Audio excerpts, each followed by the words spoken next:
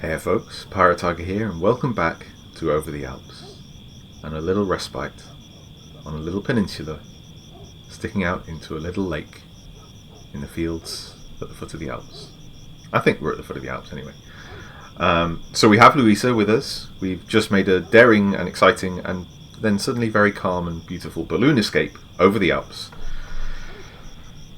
We are in the balloonist's mother's log cabin, I think, or his aunt's.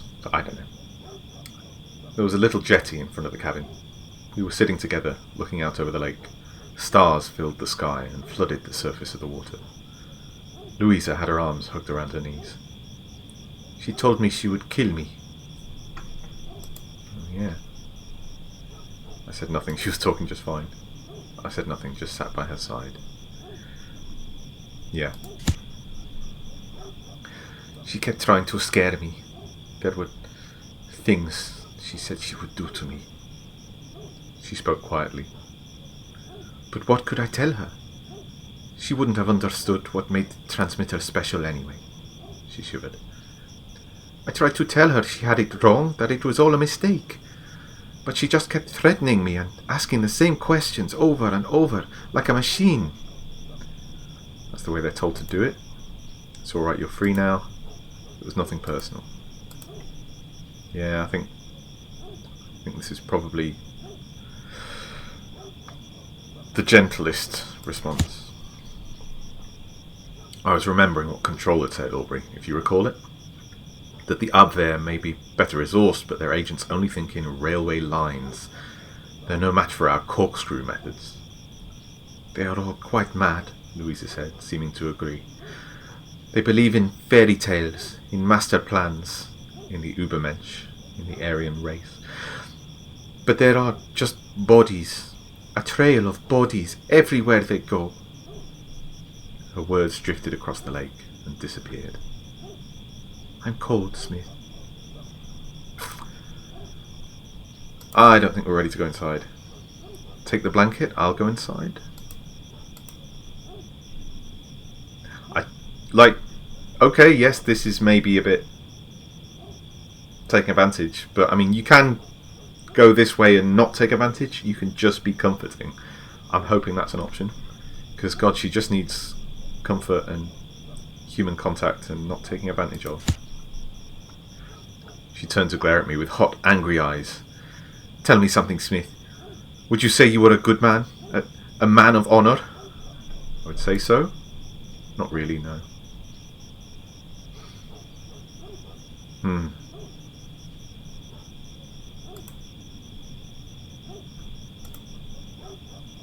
That's a tough one.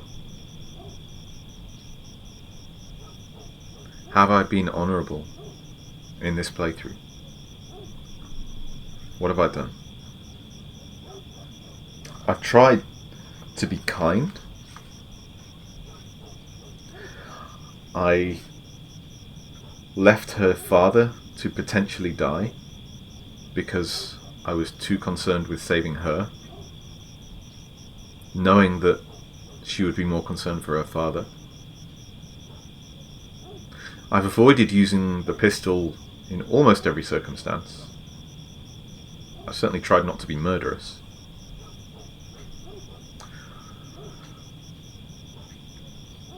But let's be honest, that was all in the service of the cause.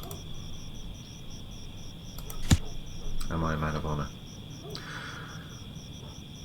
But would a bad man admit that to you? I winked at her. She laughed. Don't worry, Louisa, I said in a more serious tone. I'm an honourable man. Then you may hold me. So I held her, and she cried. Then, when she had finished crying, we just sat there and looked up at the stars. Thank you, she whispered. No, thank you, game, for making that the outcome of that choice. Oh, gosh. I'm so glad the game didn't just turn this into a James Bond moment. Quite emotional about that. Okay, we've made it through another day. War tipped to be over by Christmas. Okay. As British warplanes bomb German naval targets, some experts predict a swift end to German aggression on the continent. It is expected that conflict on the scale of the years-long Great War of 1914 may be avoided through decisive and rapid military action. Oh, sure. Let's see how the night goes. What? Herr Gasper's Aunt Helga had a car that had once belonged to her husband. She was happy for us to use it. Oh, she's great. Louisa even borrowed a pair of the old lady's shoes. They'd been fashionable 30 years ago, perhaps. Louisa seemed quite tickled by them. Aunt Helga clasped our hands in turn as we left. Newlyweds, she sniffed, her eyes moist. In such dark and difficult days. She waved a handkerchief as we drove away. Everyone has been so lovely in this playthrough. Well, not everyone. Herr Dr. Schweiger was gone. But, you know, it was early morning. Still dark. Okay, so the car didn't leave in the middle of the night without us. That's fine. Louisa twisted in her seat to wave back until we were out of sight. I think we fooled her, she concluded. Yes, we were very convincing. I smiled back. Do you think the hug made a difference to whether we left a trail there or not? You know, left a footprint? God, that would be interesting. Okay, back to the map, and on we go. Did we just yeah, fish and Over the Alps and O Peninsula, or is it Owl Peninsula? Maybe it's Owl. I don't know. And here we are. We're on our way to Zurich. The road followed the lake shore into the city, with very little on our trails. This is the road to Zurich, Lisa remarked. A couple of miles. You're sure this is where you want to go? And have you ever been? It's a rather dour place, I think. I think that's a fair question. Where do you want to go, Louisa? Papa's waiting for me there, she replied. Remember? I'd almost forgotten about her father. Now that Louisa was safe, perhaps he was the only protection she'd need from now on. Aubrey, I still miss this curious girl and her marvellous mind. I guess it's never to be with Louisa then. Let's see how the story ends. I think ends anyway. Zurich. We have arrived. I found myself driving slowly. Perhaps I was finally able to enjoy the sights the journey had to offer. Oh, don't be dense. I wanted to spend every last second with Louisa that I could. Perhaps I was still on the lookout for a possible attack. I doubt it. I was not relishing a dressing down from control, amongst other things. Let's be honest, we've fallen hard. We are completely smitten. Our work offers us plenty of excitement, plenty of comfort and discomfort, but so little of the wonder and awe that just a few moments of Louisa's company gave me. You must think me a stripling to talk like this, but I am no ancient oak. But Louisa's journey was at an end. She was eager to reach Zurich, and could talk of little but seeing her father. I hope he's not too sore. He'll have been well enough to take the train to Zurich, won't he? I hope so. Oh yes, they have good doctors in Switzerland. Well, that's true. And we'll know soon enough. Yeah, let's hope so. The fact was, we were already there. We were passing through the suburbs of Zurich, built up along the lakefront. The scent of flowers and horse dung was fading away into the fumes of cars and coffee. From the Alps, we had emerged back into what some call civilization. But I don't know what I call it anymore. Europe is at war. True that. Let's go to the... probably the hotel. Yeah. Whew. We checked into the hotel Saint Augustin under the name of Mr. and Mrs. Elling. I wonder what the significance of that is. I like the feel of signing it, Aubrey. Just married, I enthused to the concierge. We are eloping, I murmured, so please don't tell anyone we're here. I like that. Say no more, sir, he replied. You may count upon our discretion. The porter showed us to our room. I gave him a franc and he backed out with a smile. Louisa was already inspecting the contents of the room, from the embroidered lampshades by the bed to the hotel stationery on the desk in the corner. "I've never been in a real hotel like this before." No, I can't imagine that she had. A restaurateur's daughter. Summer had ended somewhere in the mountains, and the September air blowing in from the lake was cold. After inspecting the curtains, Louisa pushed the window shut. "So, what do we do now?" "Ask around for her father. I'm going out, but you mustn't leave this room. Stay put for now until I've scouted the area." So either way, we're sort of saying, I'll go, you stay here. Yeah, let's just... I mean, I feel like we're not in great danger, but I could be very wrong. Still, I don't want to be a jerk. "This is a big city." "Oh, this is a big city, like Milan," she replied uncertainly. "I have people." She nodded. "I suppose I should stay here then, out of sight." I put my hat on. "I'll be back within the hour, I should think." I paused a moment to look at her through the open door as I left the room.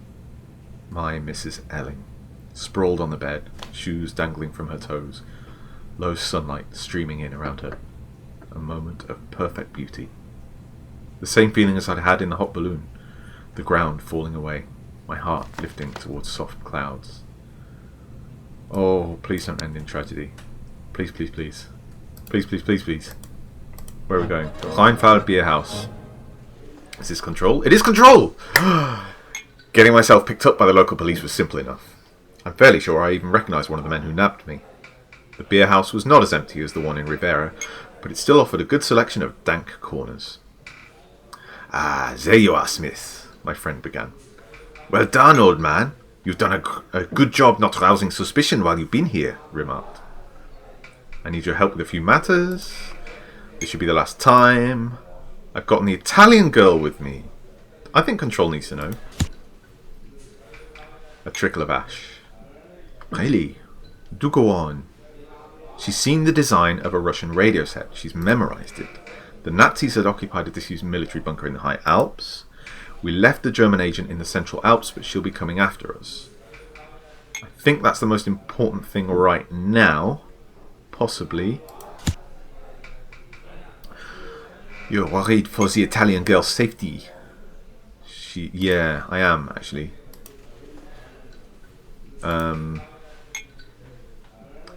So this is really important information for them. So is this. This is my mission. But the Control really needs to know this. I blew it up. "Good man." The cigarette pondered for a moment. It was time to ask. "I need papers for Louisa, to get her into France." "You don't, actually. You'll be handing her off to our boys here in Zurich." "If that's what Control thinks is best. I want her across the border. It'll be safer for her." "Will she talk to them, though? It's me she trusts." This is true. This is both true and good. So I'm taking that. "Control trusts you!" "Oh, yeah, baby." The cigarette flared a final time. "All right, then." I heard a chair scrape back. "Papers will be delivered with your newspaper tomorrow morning at the hotel. Then you'll get the afternoon train for Dijon and cross the border at Basel."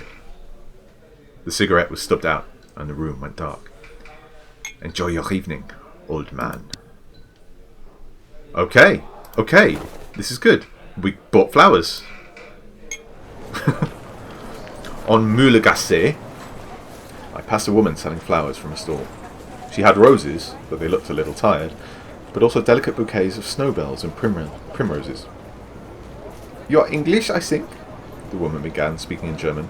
"There is perhaps something you wish to say to a woman, but do not know how to put into words, yes?" "I have nothing to say. These flowers are very beautiful." "Well, flowers are lovely, but they wilt and die." Let's not be a jerk. The woman nodded. "Thank you. We pick them, my daughters and I, in the mornings," she said. "Then rush down here to sell them to men like yourself. One cannot go wrong with wilted roses. I do like the purple ones. Give me something hardy, something to last. Do you have black irises or edelweiss?" "I'll not be staying long. Give me the cheapest you have." I only smiled and walked away. This might be leaving a trail, but black irises, eh? So yeah, roses apparently charming, but I think for the Black Queen, Louisa, I think black irises are a good choice. We have both. When combined, they look very striking. The woman worked quickly, gathering the blooms into a startling arrangement of inky black and shimmering white. I was reminded of the stars the night before and smiled. I paid the flower seller and continued on to the hotel, still wondering what exactly I was planning to do. Please still be there. Please, please, please still be there. Oh, I can't... No! The window! I hurried into the elevator, feeling as nervous as a schoolboy on recital day. I was eager to tell Louisa about her new papers. Yes, true. You must think me a giddy fool, Aubrey. Also true. The flowers have been a mistake. Maybe to think we would soon be in France. Possibly not.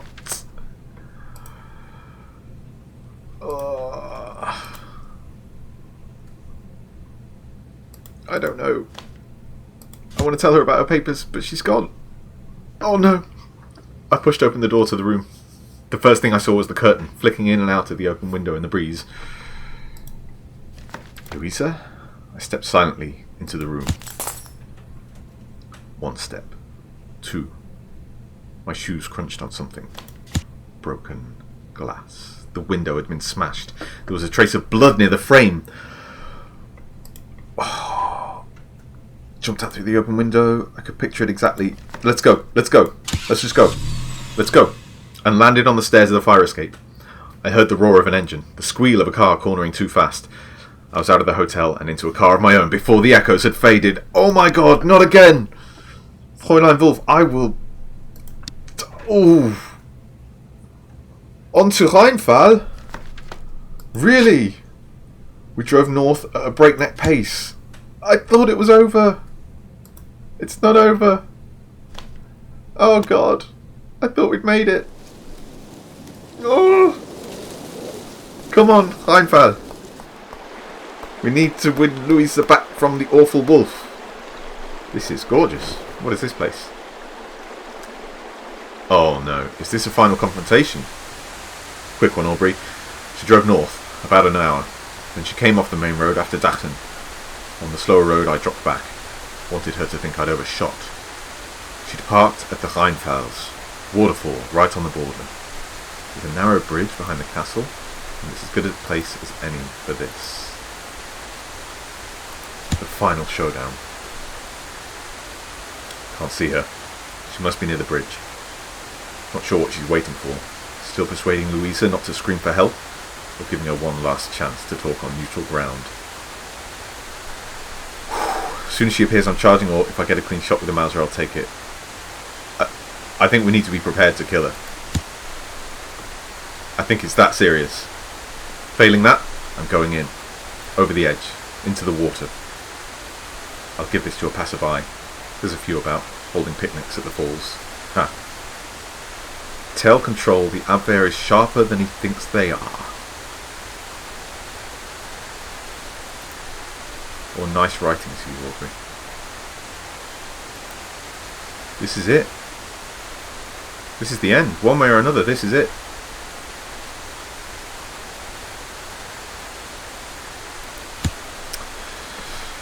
Might as well go out in a useful way. Tell him his boys out here in the field need more support. It's going to be bad, Aubrey. Worse than they're letting on. True enough. Zurich. Finally. Happy New Year! We wish all our readers a Happy New Year, as we eagerly look forward to the end of the war. For many Britons, this New Year's celebration will be their last chance to enjoy some of their favourite foods, following an announcement of plans to expand rationing to butter, bacon and sugar. Yeah. We look forward to wishing you an end of the war. Oh, come on now. What happened? No. Dear Aubrey, your friend told me to write to you if anything should happen to him. I found your address inside the lining of his hat, along with the stamps and metal cartridges of ink. He kept a whole post office up there. Now we know why the hat. He was, I think, a good man. as far as any of us can be good in a time of war. He was a romantic, your friend. If he weren't a spy, I think he would have liked to be a knight, like in a fairy tale. He could be impatient. I once told him I was too tired to think, and he berated me for it. But that's all right. I berated him quite a lot as well. I think we liked that about one another. I don't know who you are, Aubrey. I assume you were his friend. So was I, in the end. He would want you to raise a glass of something, in memory of him. He liked reds more than whites. He was going to start a vineyard. Did you know that? He'd already bought the land. You deserve to know how he died. He fought until the very last moment. Held that horrid woman under the water, even though it meant staying under there himself. I think he may have loved her somehow, even though he hated what she was. Don't come looking for him, Aubrey. He's gone. I know you'll want to, but I'm asking you not to. I hope you'll understand why.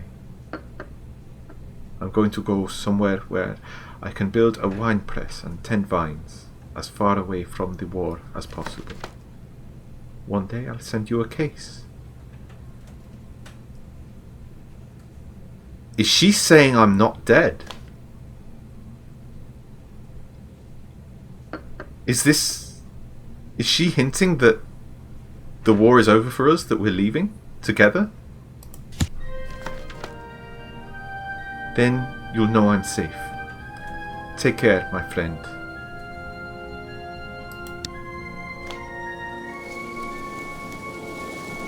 Or did we just die? Wow. Wow, what a game. What a story.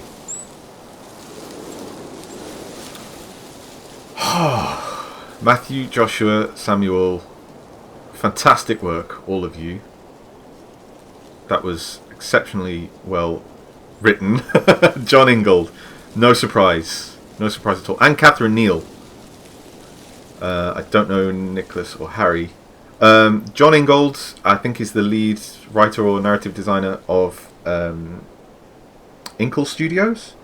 So if you enjoyed this, 80 Days, fantastic game, absolutely incredible. I think the main writer in that was actually Meg Gianth, who is just an incredible writer, designer, should we say, of amazing narrative games. Inkle Studios also did Heaven's Vault, which is just a stunning game, much more involved than any other narrative choose your choice, choose your path game that I've ever played. But you could really feel John Ingold's writing in this as well. And I think it's really important that you know that this game has very branching paths. Like, there's a lot of divergence, as in there are multiple endings. So that Louisa writing the letter, the final postcard to Aubrey, that was not the guaranteed ending. It could be that, I don't know, maybe Louisa died and I lived. Maybe we both died and Fräulein Wolf lived. Maybe somebody else got involved entirely. I don't know. I genuinely don't know what the other endings are. This is my first playthrough, and it's probably the only playthrough that I will record, because if you enjoyed this, I heartily recommend that you play it for yourself. I'll leave links in the description to the Steam and the, I think it's Apple Arcade pages where you can buy this game. If you enjoyed this, do let me know in the comments. I really want to hear if you felt that I made a particularly bad choice in one of the if you thought I picked the wrong stamp on one occasion, not just after the fact, but you were thinking, no, don't do it. I really want to know which one and why, because there were a lot of times where I made bad decisions. There were a lot of times where I made good decisions as well. And what I'm so amazed about in this game is none of it felt arbitrary. Sometimes it felt like you just didn't have the information, like you were just making a judgment call based on nothing, and it was really sort of testing your values or your intuition. But sometimes there was a real kind of a sense that you were being tested on your social intelligence, on your observation, on, okay, what do you think is actually going to work here? It really felt like there were right and wrong answers sometimes, and not sort of puzzles so much as, are you switched on? Are you paying attention? Do you care about these people? Do you, you're not just trying to always choose red or something. Like, the questions that were being thrown at you were smart questions, and some of them you could give good answers if you were paying attention and if you were thinking in human terms, and I that was incredible. What an experience. It's very rare that a narrative, I mean, you've probably seen visual novel games, basically just basic manga with choosing whose boobs you get to see at the end of it or something. I mean, they're not subtle, and they're not clever either. But that was subtle, and that was clever. Wow, what an experience. Who knows what I'll be recording next? I do already have another recording lined up for a different game. I will upload that immediately following this. It's only a short one, 6 episodes, I think. I only got into recording and uploading this one first before I released that other one, because of Stave Studios so kindly gifting me a beta key literally the day before the game came out, and I thought, well, the least I can do is give it a try. And it's got such great pedigree, such great writers, and yeah, what a game. I'm glad I did that, and I'm glad that you joined me. Thank you for coming on for the ride. I hope you enjoyed it. Stay safe. Take care. Bye!